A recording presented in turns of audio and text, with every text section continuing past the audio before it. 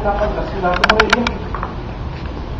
Aquí estamos en el año 1847, y en este caso está el pueblo moreliano organizándose en un batallón.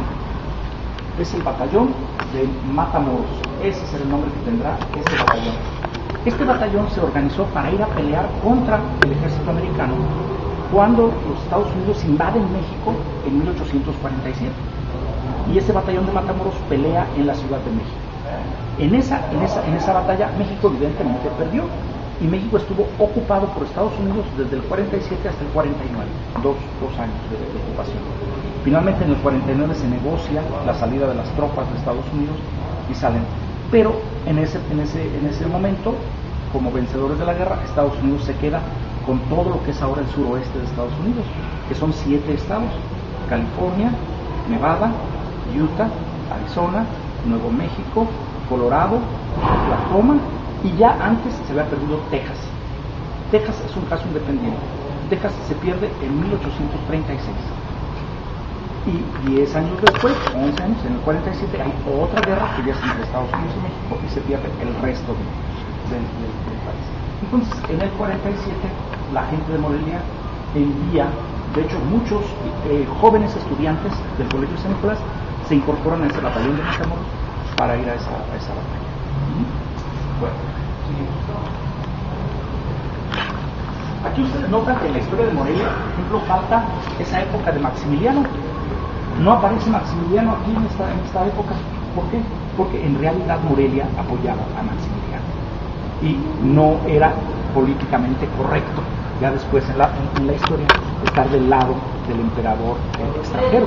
Entonces no aparece aquí ese pasaje, pero así que ya nos brincamos hasta el final de la época de Porfirio Díaz. Aquí está Porfirio Díaz ya cayendo, y más bien el movimiento antireeleccionista organizándose en contra de Porfirio Díaz, pero atrás de este movimiento llegará la revolución, que la revolución será desordenada, será como una guerra civil, pero sin un solo líder, sino muchos líderes diferentes, con facciones encontradas, peleas, muchas cuestiones de violencia innecesaria, en muchos casos ilógica, pero que, pues bueno, viene a ser el resultado de todo un estallido social, y que va a parar solamente ya hasta 1917 con una nueva constitución que se firma en Querétaro. Bien. Y finalmente, ya tenemos es el año 62,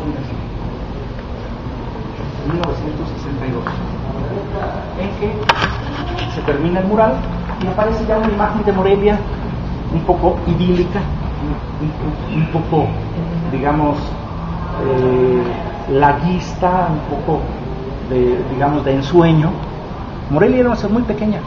Cuando yo terminé sexto de primaria, había 100,000 habitantes, y 30 años después, casi 1 millón. Eso le ha traído mucha presión a la ciudad. Mucha gente ha emigrado a Morelia. Mucha gente viene del campo, otra vino de la Ciudad de México, por ejemplo, en el terremoto. Otra gente viene de otras regiones de México, pero la ciudad ha crecido mucho. Ahora, el crecimiento ha sido difícil, porque mucha gente que viene del campo no trae capital, y sí trae familia, necesidades, y esa gente necesita calles, agua potable, un lugar donde vivir, un trabajo, y entonces eso acumula muchas dificultades para la ciudad, y poco a poco, ya que van naciendo las generaciones aquí en Morelia, van teniendo un poco más de educación, un poco más de contactos, oficios, y ya se desarrollan mejor.